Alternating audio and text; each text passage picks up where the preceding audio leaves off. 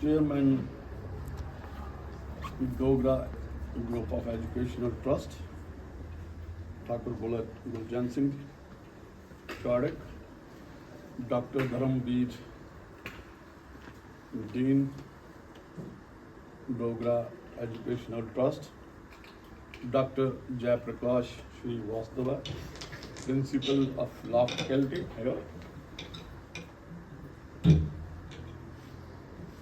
Academic Coordinator Ramneek Waliji, Program Facilitator here, Suti Sharma.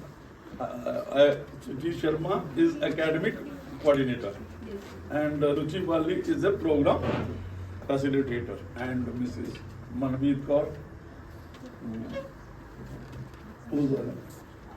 Thank you to all. I am feeling delighted to be among you. So, today topic you have chosen, its title is Principles of Execution. Execution is open now, but it is related to civil, under civil procedure code, you can say. Now, firstly, I touch how the execution is important in civil or criminal litigation, you may say, both sides. First, so now I will firstly I will tell you about what in common language the background of this execution. तो बात करेंगे दोनों language में बीच में, तो ताकि ठीक comfortable है एवरीबॉडी। तो आपने देखा होगा, you might have noted, Punjabi song होते हैं ना उसमें, तो 4-5 बड़े लड़के बंदूक चूक लेके वो ले गए होते हैं कब्जा लेना है ना, कब्जा लेना है ताकि आप मेरे साथ सोए ना जाएं। तो मैं इस किस्म का जो इंटरेक्शन आपसे करूंगा, बात करूंगा, ताकि लोग ये नहीं सोचेंगे, होता ना वन साइडेड लेक्चर, जो समझ नहीं आना आधे सो जाते हैं, वैसा मैं नहीं करता हूँ। मैं ऑलवेज जो भी मेरे ऑडियंस होते हैं उनको जगाए रखता हूँ और उनको इंटरेक्टिव बनाता हूँ। तो आपने देखा होगा कब्जा लेना, गाने भी सुने होंगे पंजाबी, तो उसमें क्या है, लेकिन वो कब्जा और आगे एक और है, एक तो आगे कब्जा। तो आपने देखा होगा जो एक फाइनेंसर होते हैं, मोटर व्हीकल्स की फाइनेंस करते हैं, चाहे हमारी गाड़ियां करते हैं, तो वो भी अपने तरह से एक एग्जीक्यूशन करते हैं। जिसका पैसा नहीं आया बैंक वाले भी करते हैं, उन्होंने आजकल वो भी रखे होते हैं आपने क्या, मसल बैंक, है ना, जैसे है ना बाउंसर, जैसे आपने कोई इवेंट करते हैं ना, आजकल कोई इवेंट होती है उसमें बाउंसर मिलते हैं, तो ये भी एक तरीकाकार है और ये भी एग्जीक्यूशन का ढंग है। और ये एक और मैं बता दूं, कोर्ट के पैरेलल एक सिस्टम चलता है, वो भी आपने सुना होगा, वो भी अपने तौर पे न्याय करते हैं। न्याय क्या करते हैं, ये सारी एग्जीक्यूशन करवाते हैं। हमारा यहाँ क्या होता था, यू माइट हैव नोटेड, जहाँ एक सबसे ज्यादा होता था लैंड और टीनेज, बहुत कम हो गई लिटिगेशन कोर्ट में। किसी को एविक्शन करवानी है घर से, और जहाँ ये मौका एक्ट महाराष्ट्र में क्यों आया था, वहां पे ऑर्गेनाइज क्राइम था। वो एक जो लोग थे, कुछ लोग थे, वो इस पे ही उन्होंने कोई किसी करना कि क्या कब्जा लेना है, तो उन्होंने उसको इंगेज करा instead of going to law courts, तो वहां पे सेटल हो जाना, इतना है जी, इतना है, तो कब्जा वो दिलवा देते थे, चाहे घर का है, कोई भी डिस्प्यूटेड प्रॉपर्टी बना के, जैसे भी है, यही तरीका है। लेकिन ये जो ढंग है, ये क्यों आया, क्योंकि जो हमारी सिविल लिटिगेशन ये लंबी हो गई, कहते हैं ना जस्टिस डिलेड जस्टिस डिनाइड, तो कहीं हम दूसरा कहते हैं जस्टिस जो होता है हरी, जस्टिस बुरीड। लेकिन बीच वाला बैलेंस, और हमने ये लॉ कोर्ट्स में अभी बहुत लोग कम जाना चाहते हैं, सिविल लिटिगेशन बहुत कम है। You will find only PPI suits है, परमानेंट इंजेक्शन, ये भूल गए हैं। स्पेसिफिक परफॉर्मेंस के भी होते थे, पार्टीशन के, रिड्यूशन ऑफ अकाउंट्स, ये थोड़ा थोड़ा आप समझ जाएंगे मेरी बात। मैं लॉ पे भी आता हूँ, इस पे भी आता हूँ। तो अभी लेकिन ये आप लोग नहीं मानोगे, जो मैंने प्रक्रिया दिखाई है, और एक लॉ स्टूडेंट लगा फैकल्टी जहाँ जो लीगल जो एजुकेशन है, जहाँ का कानून है, लॉ ऑफ लैंड, ये नहीं चाहता कि इस किस्म की जो मैंने बातें की। फाइनेंसर ने रास्ते में 2 किस्तें नहीं दी, गाड़ी रोक ली और गाड़ी जब्त कर ली और लगा दी। ऐसे ही बैंक वाले भी कहते हैं, और कई बार तो डोल बजाते थे बाहर आके, ये भी उनका एग्जीक्यूशन किया है, इन्होंने पेमेंट नहीं की। तो बहुत सारी, अभी एक और सुप्रीम कोर्ट की जजमेंट आई तो यूपी में हो रहा है या कहीं और हो रहा है, बुलडोजर जस्टिस, वो भी एग्जीक्यूशन का प्रक्रिया। किसी ने कत्ल किया, उसकी वो तोड़ दो जी। किसी ने कोई दंगा किया तो उसका मकान, तो उसके बच्चों का क्या हुआ? By this founder of this constitutional जो भी हमारी प्रक्रिया है, दूसरा है क्या, ये सोच के साथ हमने बनाया था कॉन्स्टिट्यूशन ऑफ इंडिया। फैमिली है, सिस्टम है, और rule of law is a basic structure of जो आपकी जो जजमेंट आ गई है, किसकी 42nd अमेंडमेंट आई, और जो केशव नंदा भारती में आपको पता होगा, कॉन्स्टिट्यूशन आप पढ़ते होंगे मंत्री के बाद, जहां बात होगी रूल ऑफ लॉ की, कानून की, तो कानून की क्या प्रक्रिया। अभी हम मुद्दे में है, तो मैं सिविल को ही टच करूंगा। सिविल में क्या है? सिविल क्या है? एक दीवानी डिस्प्यूट हो जाता है सिविल। गांव में प्रॉपर्टी का डिस्प्यूट है, बाइयों में है, लैंडलॉर्ड टेनेंट में है, ये बहुत किस्म के डिस्प्यूट आते हैं, तो एक केस दायर हो जाता है। आपने पढ़ा होगा एक plaint, suit is not defined anywhere, but there are judgments, privy council judgment, उन्होंने कहा ये सूट क्या है? ये प्रोसीडिंग है जो प्लेन से प्रेजेंटेशन ऑफ प्लेट होती है। एक आपने जज साहब के पास, सिविल जज के पास एक कागज देना है, उसमें लिखना है मुझे क्या रिलीफ चाहिए। आप मैं पीपीआई का सूट लेता हूँ, परमानेंट प्रिवेंटिव इंजेक्शन की बात है, तो उसमें क्या है कि जनाब मेरी जमीन पे किसी ने ऑक्यूपाई कर लिया है, जहां मेरी कोई भी राइट इन्फ्रिंज हो रहा है, तो मुझे उसको रोका जाए। ये एक परमानेंट प्रिवेंटिव इंजेक्शन होता है, इसमें टेम्पररी इंजेक्शन की बात होती है। तो ये सूट चलता है, ये प्लेन से शुरू हुआ, पहले प्लेन दायर हुई, तो obviously principle of natural justice कहता है कि you have to hear other side also. तो उसमें भी है, तो आपने सीपीसी पढ़ा होगा, उसमें उन्होंने कहा कि उसकी रिटन स्टेटमेंट है, जो जवाबदावा हम कहते हैं उसको कोर्ट की लैंग्वेज में, कि जवाब देगा पहले होगी। जो आ गया प्लेंटिफ कहते हैं ना, प्लेंटिफ सुना होगा, तो प्लेंटिफ ने दायर कर दिया केस, प्लेंट दायर की, उसमें रिपोर्टिंग हुई, तो फिर जज साहब ने समन निकाले, दूसरी पार्टी को बुला दिया, उन्होंने अपना जवाब दिया। फिर एक होती है प्रक्रिया, में छोटी छोटी बात करता हूँ, उसमें क्या करते हैं, बट देर हम छोटे नैरो डाउन करते हैं कंट्रोवर्सी क्या, what is controversy between the parties. उसने भी अपनी बात लिखी है, उसने भी जवाब में अपनी बात लिखी है, देन पॉइंट्स बनते हैं।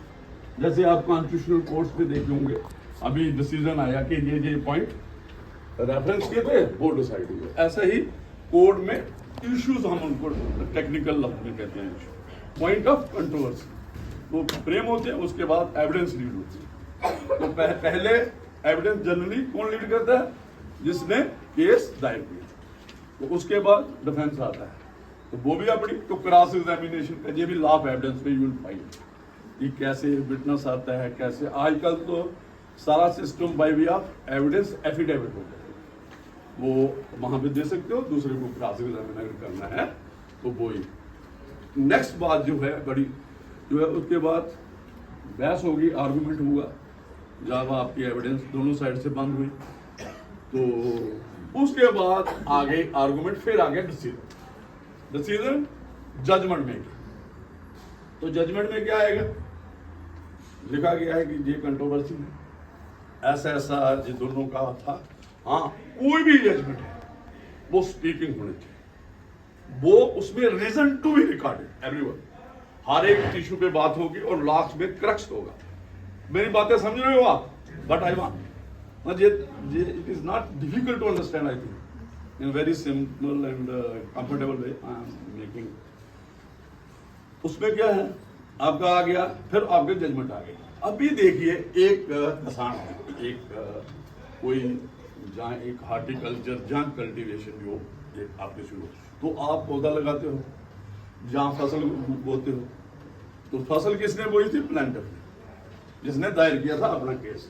तो रेजिस्टेंस को किसने कहा कि नेचुरल कॉम्पिटिशन जो आती है, कभी सूखा पड़ जाता है, कुछ होता है, तो वो बेचारा अपना पानी देता जाता है, और रेजिस्टेंस भी कुदरत की तरफ से आती है। ये हो गया डिपेंडेंट का रोल, उसने रेजिस्ट करना। तो फिर जब फसल हो गई और फ्रूट आ गया, जब उसके हक में फैसला दे दिया जज ने, दो काम है, रिजेक्ट भी कर सकते हैं उसका, जो उसका केस है डिसमिस भी हो सकता है, तो केस उसके हक में हो। फिर जजमेंट बनी, जजमेंट में जो डिक्री बनी, एक ऑर्डर और ऑर्डर होता है, there is difference between order, decree and judgment. ये तीन आ गए।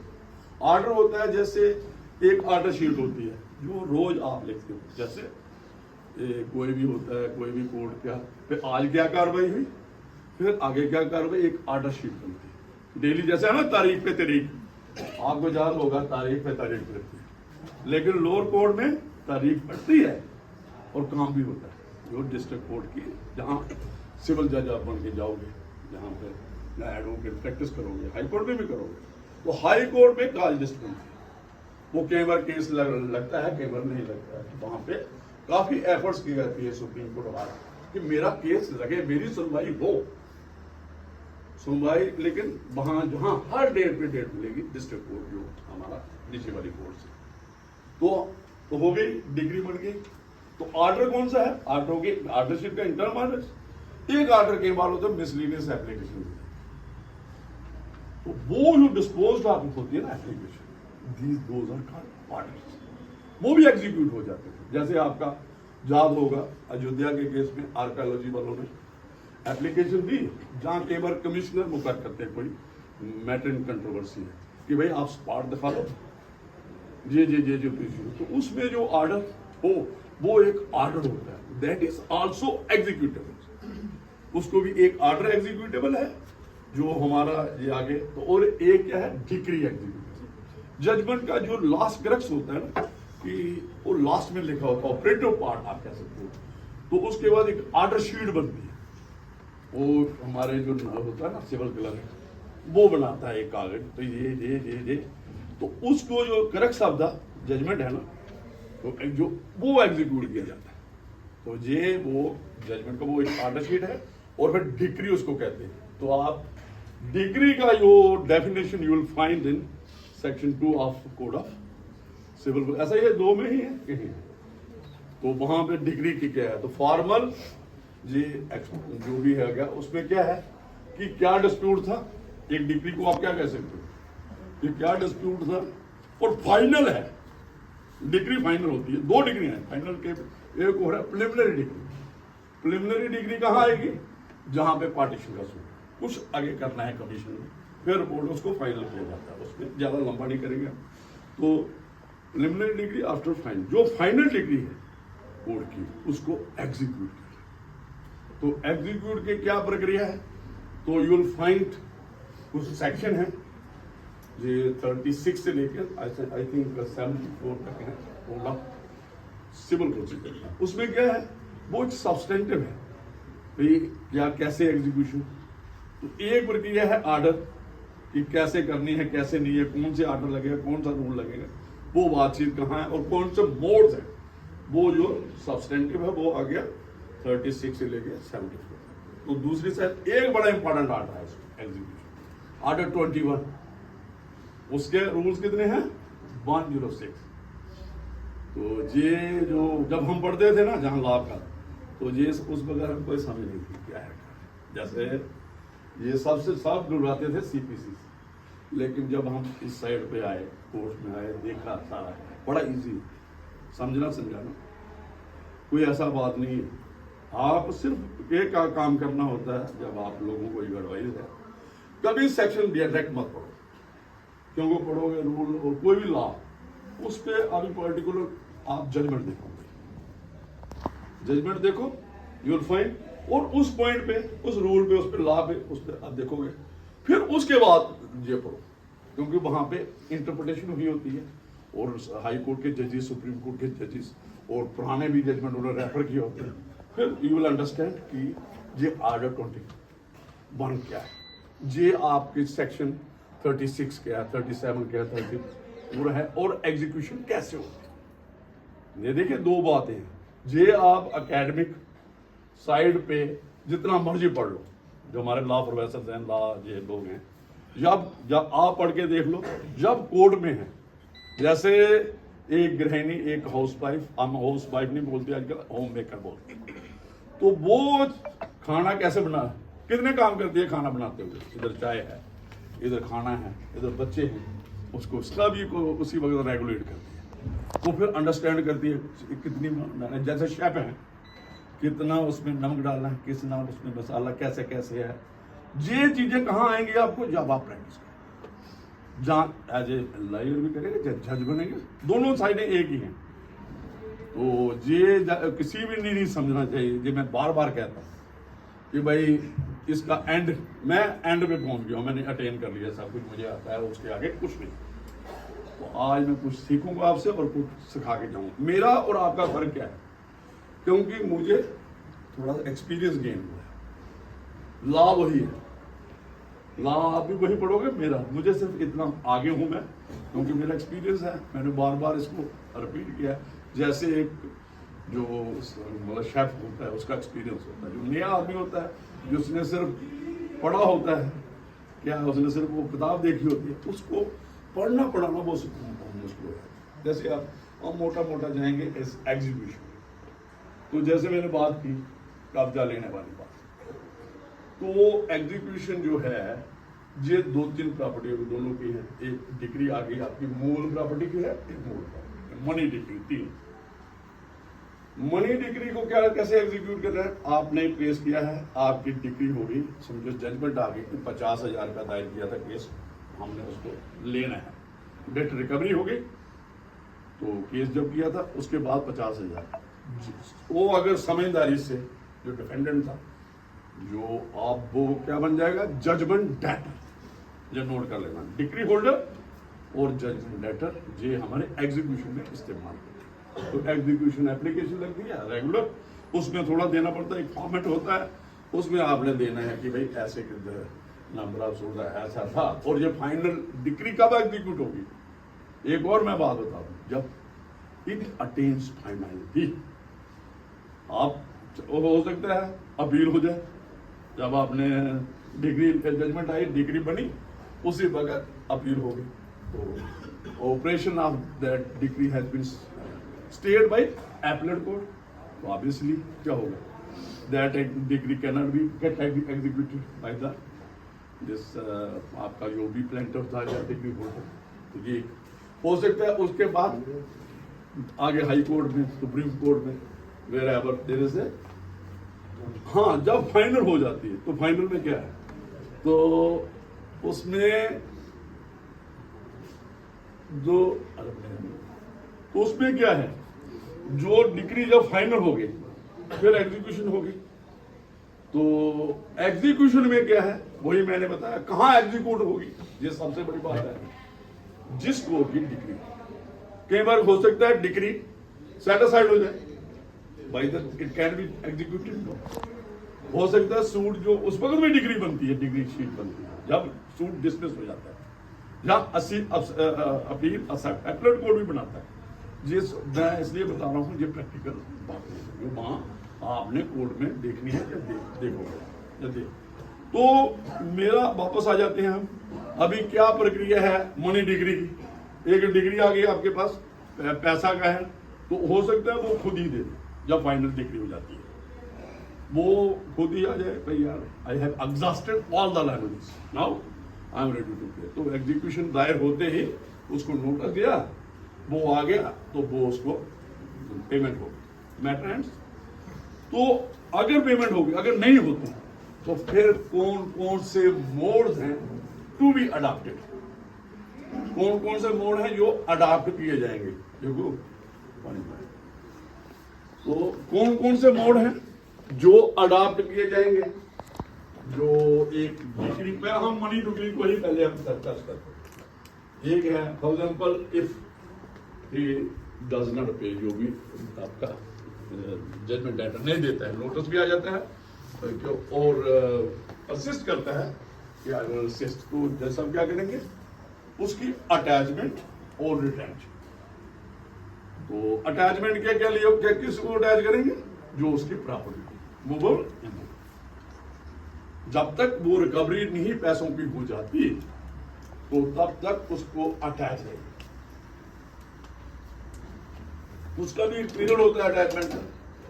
अगर तो इतना मील बाय पेमेंट हो जाती है तो मेंटेनेंस पेमेंट दे दी, जो भी डिग्री अमाउंट डिक्रेटर अमाउंट था, उसके बाद आपने क्या कर लिया मेंटेनेंस। लेकिन अगर नहीं दी, अटैचमेंट भी हो गए, उसके बाद जो प्रॉपर्टी अगर है तो उसको ऑक्शन करना, ऑक्शन चाहिए। उसकी भी एक you will find in article 21 क्या प्रकार, उसमें भी एक ऑक्शन है और उसकी प्रॉपर्टी ऑक्शन किया जाएगी। उसमें नोटिस है, कौन सा बिड होगी, कौन सा ज्यादा देगा, ये भी एक सिस्टम है। ये बैंक कोर्ट्स में कमर्शियल लिटिगेशन में यूज होता है, जो कमर्शियल सूट्स होते हैं। तो उसके बाद अगर हम उसकी प्रॉपर्टी नहीं है, जब जानबूझ के कई बार होता है, जो क्रेडिटर्स होते हैं, जो दूसरे लोग होते हैं, वो पहले ही बेच देते हैं। वो क्या करेंगे, प्रॉपर्टी बेच देंगे बीच में ही जब केस दायर होता है। तो वो भी है, सेक्शन 52 है। अगर कोई भी डीलिंग पेंडेंसी, लिस्ट पेंडेंस भी आपने पढ़ा होगा, एक लिस्ट पेंडेंस एक हमारा जो एक वो है कि अगर कोई भी ट्रांजेक्शन की कोई डिफ्रॉड करना है, जो भी हमारे लास्ट में जो डिक्री होल्डर होगा या कोई भी होगा, उनको करेंगे तो वो नल्टी है in the eyes of law.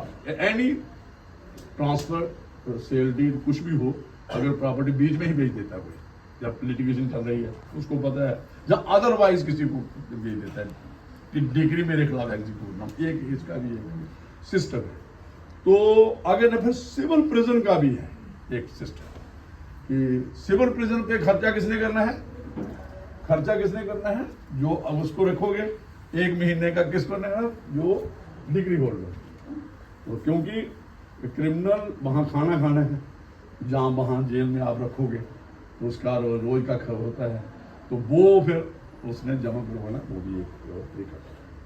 तो कई बार ये एक जो जैसे मैंने किया, ये है मनी डिग्री एग्जीक्यूट।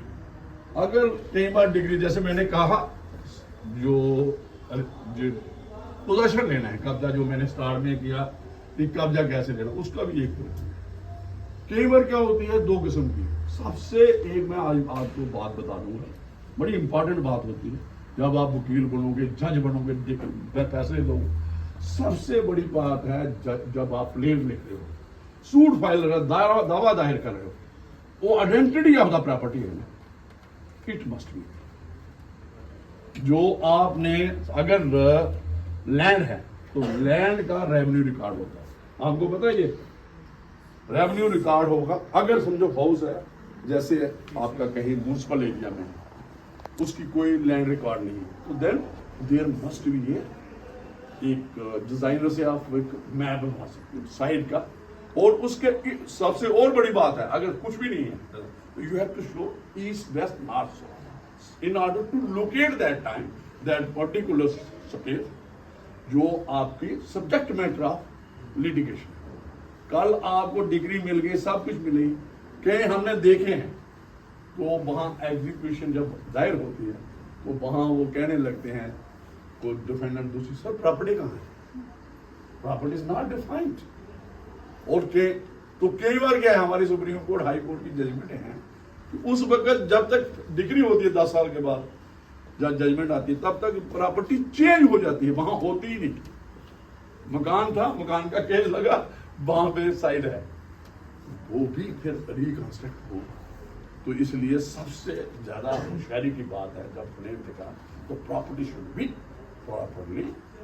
जैसे कोई पौधा लगाते हो तो आपने ये देखना है, यार ये पौधा ग्रो करेगा, तो मैं इसका फ्रूट कहां से, अगर है ही नहीं कुछ होता, जब आप उसको लास्ट में आएगा तो उसमें ऑब्जेक्शन उठते हैं, तो वो कई बार एग्जीक्यूशन जो है उसी ग्राउंड पे रिफ्यूज हो जाती है कि आप प्रॉपर्टी कहां से कहां जाएंगे।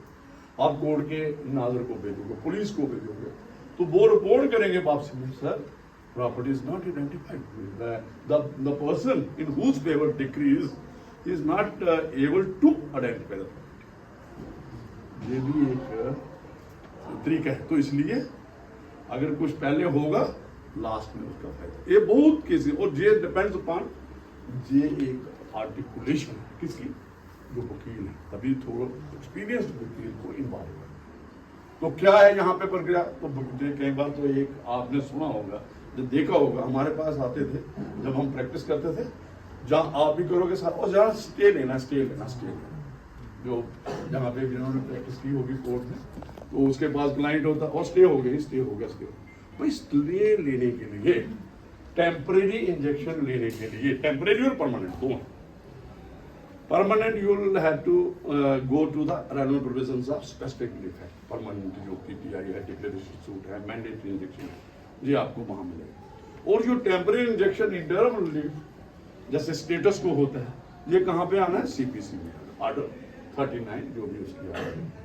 तो जब आप ये सारी चीजें, तो उस वक्त पहले आप सूट करोगे, जब स्नब दवा छोड़ो, रेवेन्यू निकाल दो, छोड़ो, फिर हमें स्टे ले दो, भाई कैसे ले दो, पहले बेसिक चीज होगी, तो आपका दावा होगा, प्लेन होगी, सूट जो हम डिग्री की बात कर रहे हैं। हाँ, in the mean by till pendency of that litigation suit आपको क्या करना है, तो आपको इंटरव्यू मिलेगी टेम्परेरी इंजेक्शन मिलेगी। लेकिन मेन जो भी वकील होगा वो उस पर देगा कि भाई आप पहले अपना रेवेन्यू निकालो। और सबसे एक जो पीपीआई सूट होते हैं उसमें है कि पोजेशन होना चाहिए। जब कोई एंट्री है रेवेन्यू निकाल, आपका कब्जा है, तो वो स्टे के बारे में बात कर रहा हूँ, देखो थोड़ा हट के बात, तो ये भी एक बात आती है।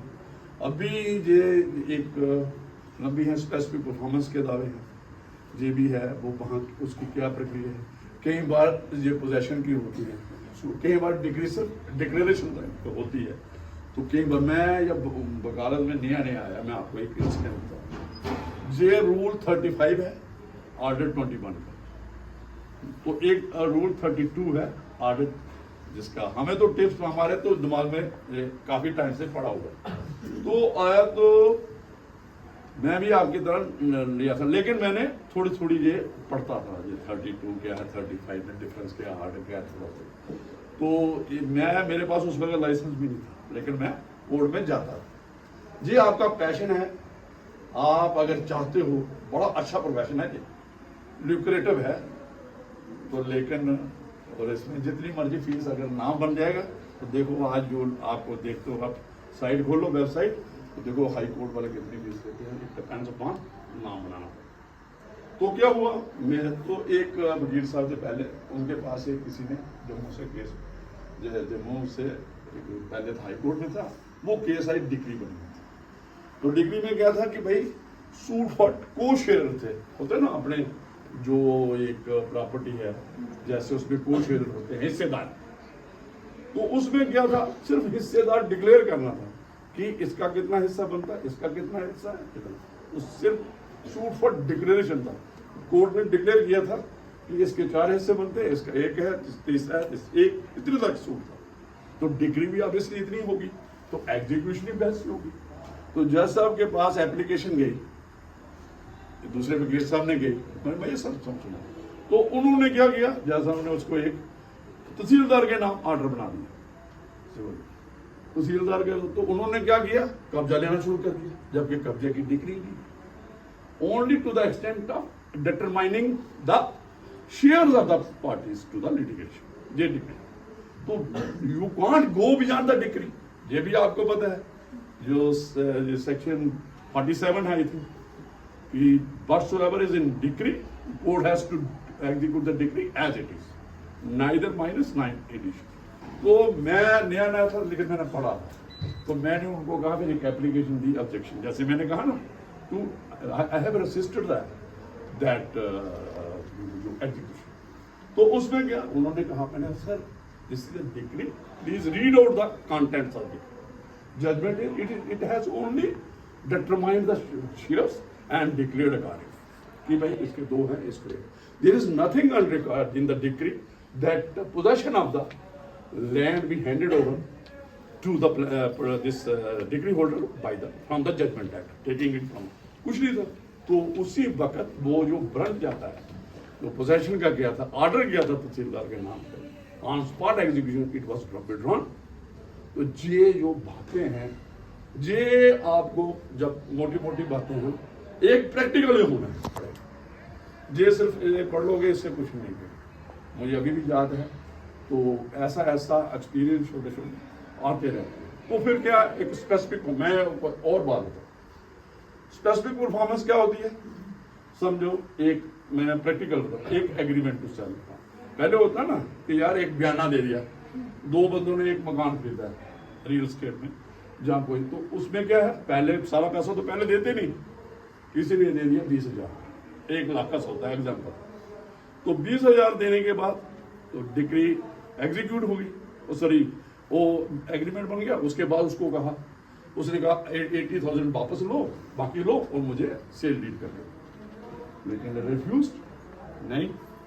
तो कई केस में जो मैं आपको टच करूंगा उसमें पूरी पेमेंट हो गई, एग्रीमेंट टू सेल लिखा गया था और आइडेंटिफाइड लैंड थी, सब कुछ था।